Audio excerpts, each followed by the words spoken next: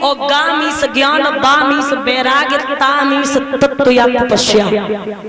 ये श्रीमद् भागवत कथा देखिए, आजकल कथाएं बहुत हो रही हैं और लोग बहुत करा रहे हैं, लेकिन कथा क्या, जो कथा का मतलब इंसान ना समझे और इसे पूर्ण रूप से ना सुने तो कथा का मतलब समझ में नहीं आता है। लेकिन वो भी बात सही है, लेकिन मैं तो कहना चाहेंगे जो पहले के सुखदेव थे वो आज सुखदेव नहीं है कथा कहने वाले, यानी कि, और जो पहले के परीक्षित थे वो आज परीक्षित नहीं है। इसीलिए आज हकीकत देखा जाए तो परीक्षित का मोक्ष नहीं होता है। क्यों नहीं होता है?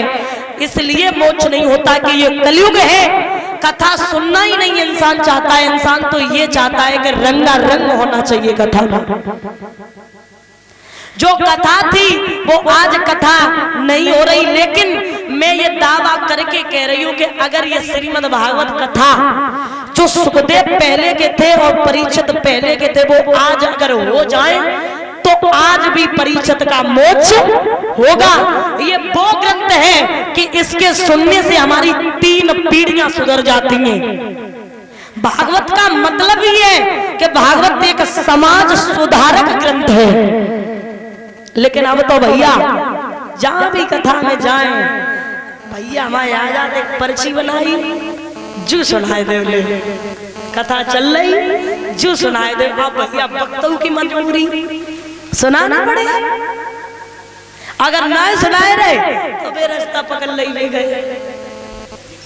जगह शास्त्र का जानती हूँ मैं तो ऐसे ही पकड़ लिया, ऐसे ही मैं जानती नहीं।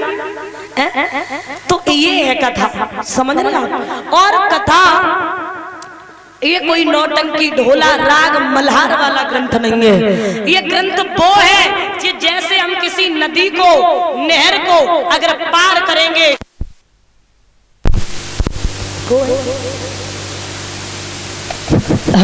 बोले आके बिहारी लाल की। तो ध्यान रखना, अगर हम किसी नदी को, नहर को अगर पार करेंगे तो तैर के ही तो पार करेंगे। अब भैया वैसे तो पार करें, आज वैसे अगर करेंगे तो डूब जाएंगे, क्योंकि अगर पानी डूबता वक्त जैसा है तो भाई डूब जाएंगे, तो तैर के ही तो पार करेंगे। लेकिन ये ग्रंथ वो है, ये ग्रंथ को अगर हम पार पाएंगे तो इसे डूब करके, यानी कि इसमें गहराई से देखेंगे इसमें है क्या, तब हम इसे पार कर पाएंगे। कथा तो भैया अगर बीच में आए और बीच में सुनी तो समझ में कुछ नहीं आएगा। अगर कथा शुरू हुई और 5 बजे समाप्त हुई, 5 बजे तक 7 दिन में आपने कथा लगातार सुनी तो जरूर कुछ ना कुछ कथा में आपको मिलेगा। तो ध्यान रखना, ये संसार सब कुछ जानता है। कौन नहीं जानता है कि दारू पीना गलत है? कौन नहीं जानता है कि दारू पीने से पाप होता है, लेकिन फिर भी इंसान पी लेता है?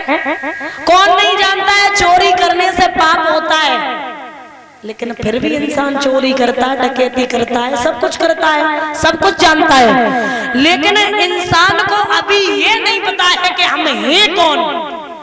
इंसान को ये नहीं पता है कि हम हैं कौन। पैसा में, सुंदरता में और ये सब देखने में इंसान गर्व करता है, लेकिन मैं तो कहती हूँ कि तुलसी सब जग निर्धना, धनवंता नहीं कोई, धनवंता मैं जानिए जग राम नाम धन होए।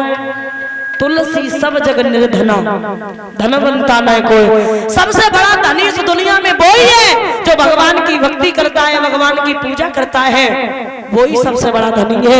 ये दुनिया, ये संसार इंसान को जिस दिन अपनी मौत के बारे में सच बताना, आप जब लोग, वैसे हम, मेरी पार्टी तो नहीं जाती है, जब अर्थी जलने के लिए जाती है शमशान में, और जब अर्थी जलती है और जब उसमें अग्नि निकलती, तो भाई सच बताना, आप लोग बैठे, आपके दिल में क्या विचार आता है जब जलते हुए देखते हो? क्या विचार आता है कि एक दिन इसी में मुझे भी जलना पड़ेगा।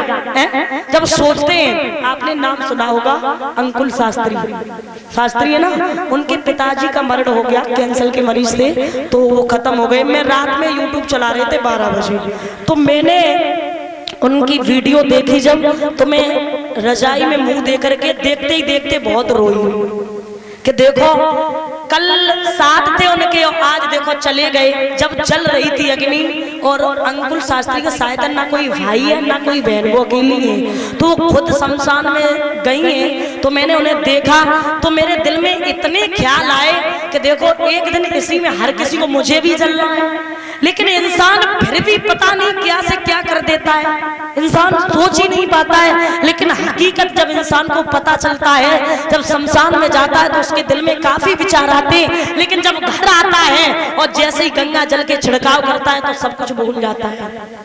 मोह माया में हर किसी में पड़ के सब कुछ, इंसान की जिंदगी निकल जाती है, सब कुछ करने में जिंदगी निकल जाती है कि अपने बच्चों के लिए, पहले तो बच्चों के लिए कर ले, फिर नाती आ गया उसके लिए कर ले, उसके लिए करते रहे, जिंदगी चली गई, कुछ भी नहीं कर पाया। लेकिन एक कवि ने कल्पना की है, क्या? एक आत्मा रूपी दुल्हन परमात्मा रूपी पिया से कहती है क्या?